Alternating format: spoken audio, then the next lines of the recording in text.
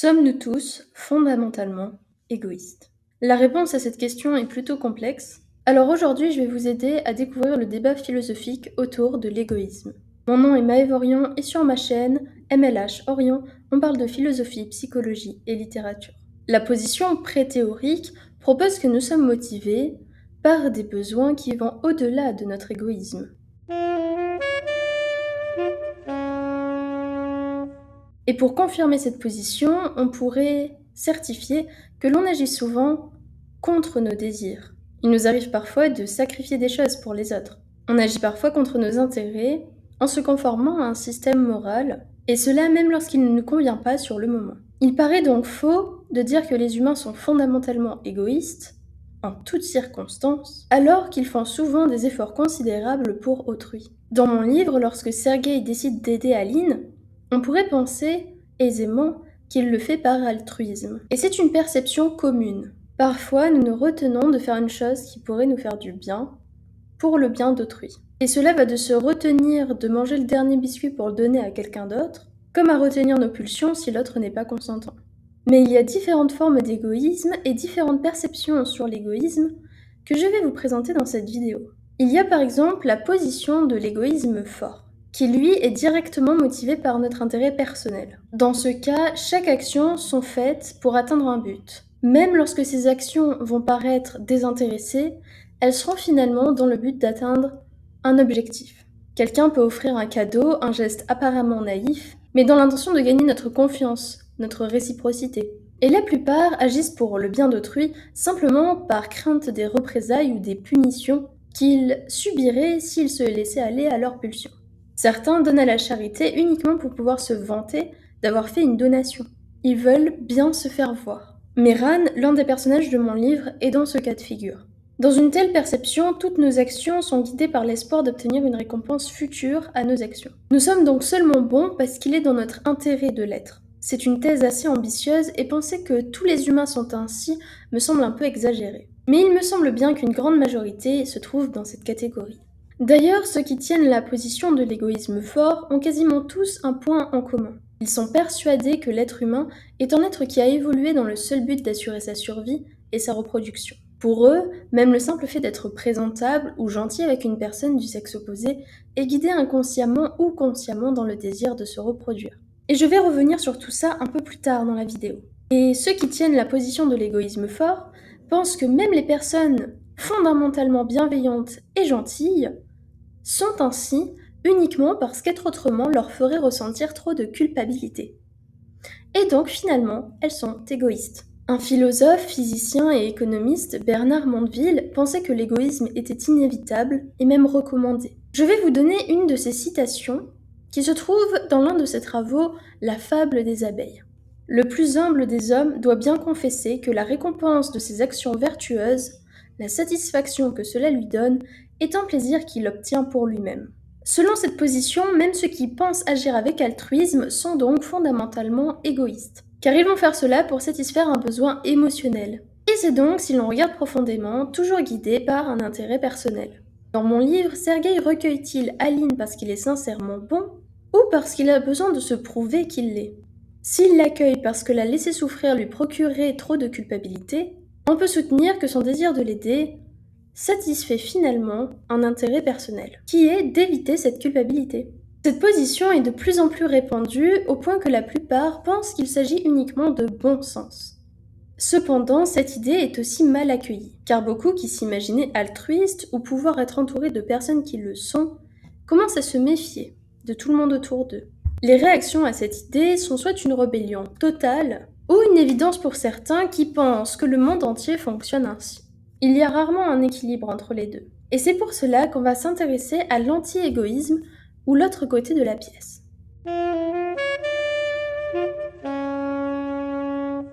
En m'engageant dans une étude un peu plus approfondie de l'égoïsme fort, j'eus l'étrange impression que certains, visiblement fondamentalement égoïstes, avaient trouvé un moyen de justifier leurs actes et ceux d'autrui, et surtout de les normaliser. Qu'est-ce qui me dit que ce concept n'a pas été écrit par un égoïste absolu, qui croit que le monde entier fonctionne ainsi, et qui en s'observant agir lui-même, a réalisé que tout était fait par intérêt?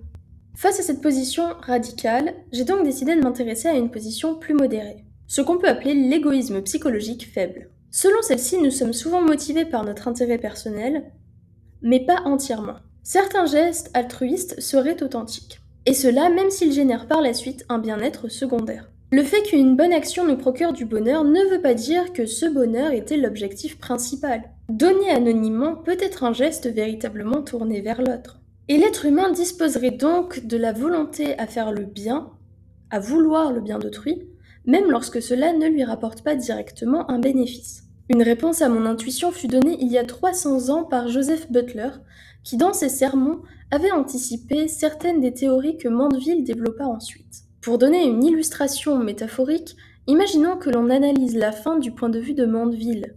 On pourrait dire, lorsque nous avons faim, nous désirons de la nourriture, mais ce que nous désirons réellement est l'extinction de la faim.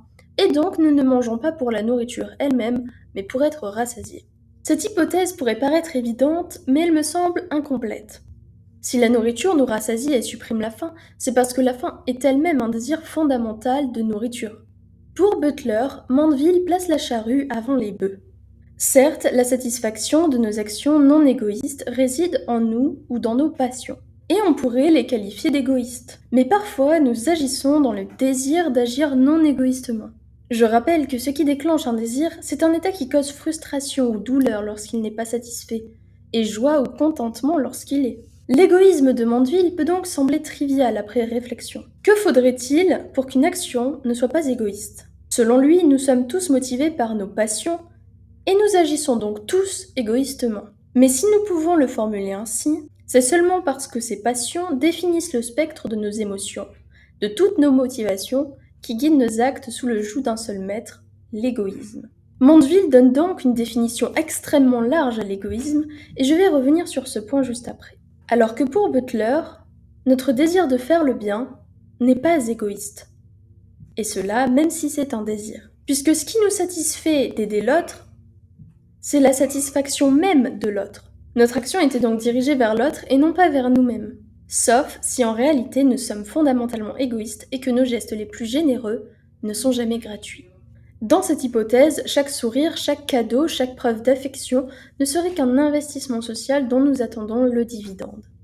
Mais Butler montre que confondre la conséquence agréable d'une bonne action avec son intention première revient à commettre une erreur de raisonnement. Une personne peut véritablement désirer le bien d'autrui, et le fait qu'elle ressente de la joie liée à ce bien accompli n'a rien à voir avec l'égoïsme. Butler démasque alors la stratégie rhétorique de Mandeville. Si l'on décide dès le départ que toute motivation réside dans l'intérêt personnel, alors aucun acte ne pourra jamais être considéré comme désintéressé. L'égoïsme psychologique fort devient donc une thèse infalsifiable, qui se protège de toute objection en reformulant chaque contre-exemple comme une preuve supplémentaire. Butler affirme que l'être humain ne se résume pas à un calculateur, ce qui est sûrement difficile à comprendre pour un économiste. Il existe en nous, selon lui, une faculté naturelle d'empathie, de bienveillance, peut-être faible, peut-être fragile, mais bien réelle. Elle ne vient pas de la peur de la solitude, ni de la recherche de reconnaissance, ni de l'orgueil.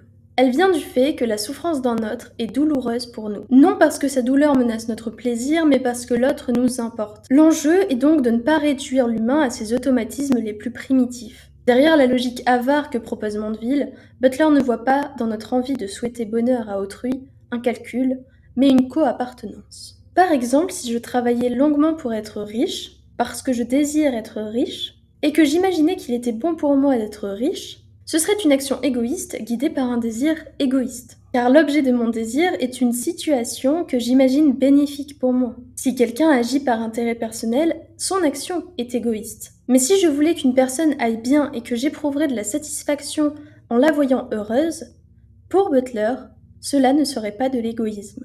Pour illustrer ce point, nous allons parler d'un autre penseur, David Hume. Ses pensées sur l'égoïsme ont considérablement changé au cours de sa vie, et le philosophe Peter Millikan a fait un très bon travail sur tout cela récemment. David soutient que l'humain a une capacité pour la bienveillance, et donc la possibilité d'aider autrui. Pour ceux qui ont de l'empathie, si ceux autour de nous souffrent, nous souffrons aussi. Certes, nous pourrions nous dire que si nous étions véritablement altruistes, nous n'aurions pas besoin de ces sentiments pour faire le bien. Mais lorsque nous aidons autrui, nous agissons dans leurs intérêts, et seulement après nous ressentons une forme de satisfaction. Si j'aide une petite fille dans la rue à retrouver ses parents, je ne l'aide pas pour ressentir de la satisfaction à l'avoir aidée, mais uniquement pour qu'elle retrouve ses parents et qu'elle soit en sécurité. Je n'ai pas aidé dans le but de ressentir de la satisfaction. Et même si j'étais soulagée à la fin, c'est parce que j'étais rassurée pour elle qu'il ne lui soit rien arrivé de grave. Objectivement, ce n'était pas intéressant pour moi et ce n'était pas non plus réellement satisfaisant. Et Mondeville semble oublier que nous ne sommes pas des super calculateurs malfaiteurs égoïstes, mais que parfois nous agissons aussi par instinct. Nombreux d'entre nous ont déjà dû être en colère et regretter leurs actions ou paroles dans ces moments-là. Leur réaction n'est absolument pas guidée par un égoïsme rationnel, et ils n'ont pas agi dans leur intérêt ni dans celui d'autrui. Et d'autres actions, comme la mutilation ou les comportements autodestructeurs, n'ont véritablement aucun intérêt pour personne. Ce sont des phénomènes intéressants à observer, puisqu'ils ne sont pas véritablement guidés par un désir égoïste, étant donné qu'ils n'apportent rien. C'est simplement une réaction. La perception de l'égoïsme fort a été tellement étendue qu'elle se résume maintenant à une tautologie. Elle revient simplement à dire « lorsqu'une créature agit, c'est qu'elle a été motivée à agir », ce qui n'est pas une découverte philosophique. Dire que toute action répond à un désir, puis conclure que tout désir est égoïste, ne constitue pas une analyse du comportement humain, mais un tour de passe-passe conceptuel. L'argument se construit de manière circulaire. On pose comme principe que l'individu ne peut agir que pour lui-même, puis on interprète chaque action comme une preuve de ce principe.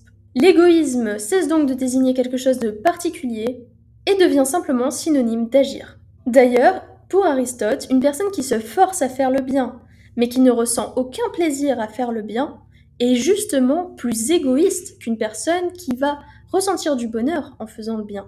En effet, la personne véritablement vertueuse doit agir en fonction de sa vertu, mais aussi en éprouver de la satisfaction. C'est cette joie qui contribue à l'atteinte de l'eudémonia, autrement dit l'épanouissement humain. Et donc là, on change de point de vue et de perspective quant au fait qu'on puisse ressentir de la satisfaction.